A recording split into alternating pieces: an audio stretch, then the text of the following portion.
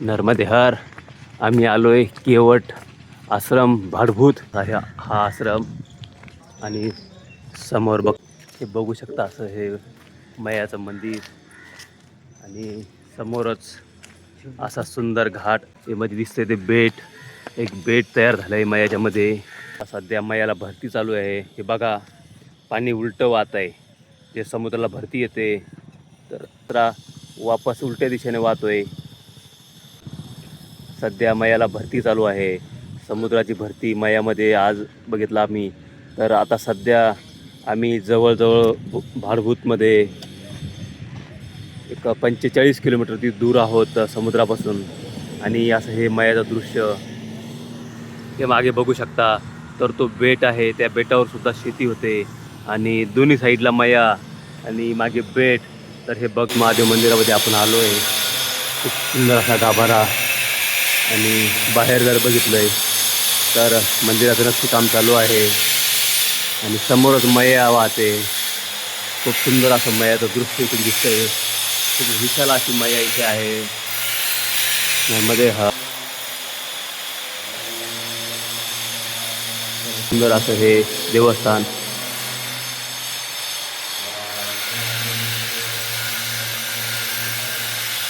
आपण हे बघत आहात असे हे जाळीचे केलेले हे बांधलेले हे चौकोनी डबे. तर याच्यामध्ये दगडं भरवले जातात. आपण बघत आहात मयाच्या किनाऱ्यावर मया जेव्हा रौद्र रूप धारण करते तर त्यावेळेस खूप हानी अशी साईडच्या किनाऱ्यावरून शेजारच्या गावांना होत असते. तर हे असं गव्हर्मेंटचं जे खसळून जाऊ नये, वाहून जाऊ नये त्यासाठी हे चाललेलं काम. आणि किती सुंदर असं हे बघू शकता.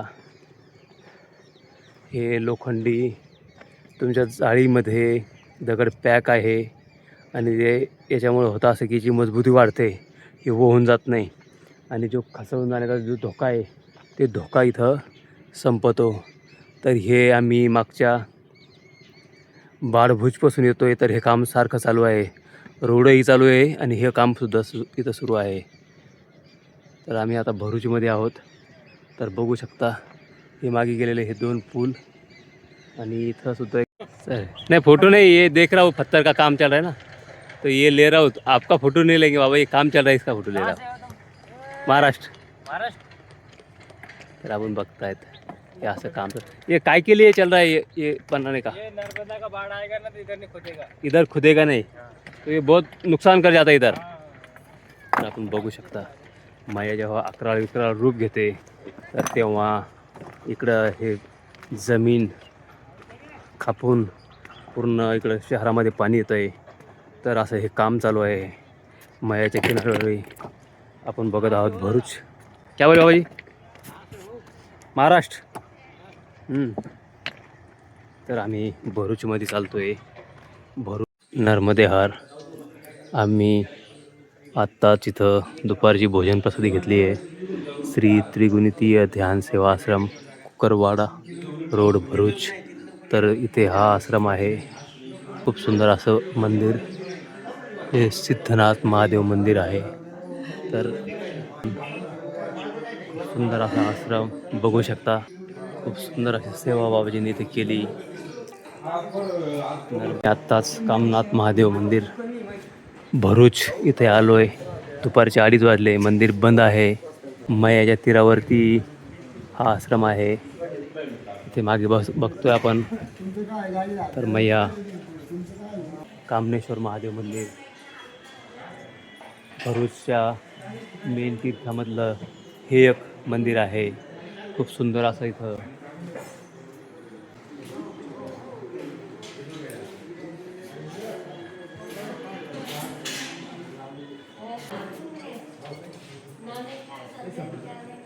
नीलकंठेश्वर महादेव मंदिर परिसरामध्ये आज आलोय. मोठा आश्रम आहे. परिक्रमावासियांची तर खूप सारी सेवा होते आणि आज आम्ही 32 किलोमीटर चालून इथपर्यंत आलोय. अजून वेळ होता पण पुढे आश्रम दूर होता म्हणून आम्ही आज इथंच थांबतोय. इथंच मुक्कामी राहणार. आपण असं निळकंठ महादेव मंदिर, हे निळकंठेश्वर महादेव मंदिर.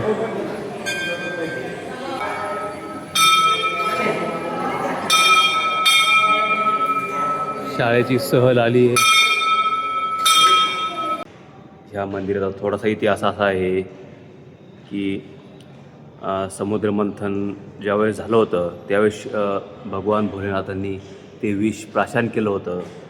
समोर मागे जरा बघितलं आहे तर भोलेनाथांच्या समोर बजरंगबलीचं ते मंदिर समोर दिसतं आहे.